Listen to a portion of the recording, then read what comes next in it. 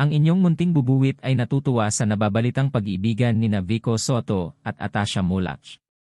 Kamakailan lamang, naging usap-usapan ang relasyon nina Vico Soto at Atasha Mulach. Si Vico Soto, ang kasalukuyang mayor ng Pasig City, at si Atasha Mulach, anak ng mga sikat na artista na sina Aga Mulach at Charlene Gonzalez, ay tila nagiging mas malapit sa isa't isa. Sa isang viral na video, nakita ang dalawa na nagdiriwang ng kanilang ikatlong buwan ng pagiging magkasintahan sa isang resort.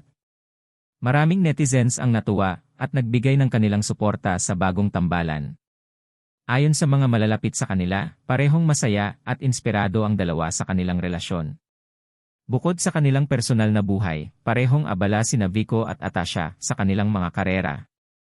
Si Vico ay patuloy na nagsusumikap para sa ikaunlad ng Pasig, habang si Atasha naman ay bagong host sa noontime show na EAT Bulaga. Sa kabila ng kanilang mga abala, nagagawa pa rin nilang maglaan ng oras para sa isa't isa.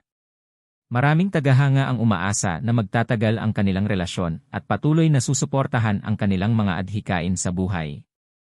Tunay ngang nakakakilig ang kanilang kwento na puno ng pagmamahalan at inspirasyon.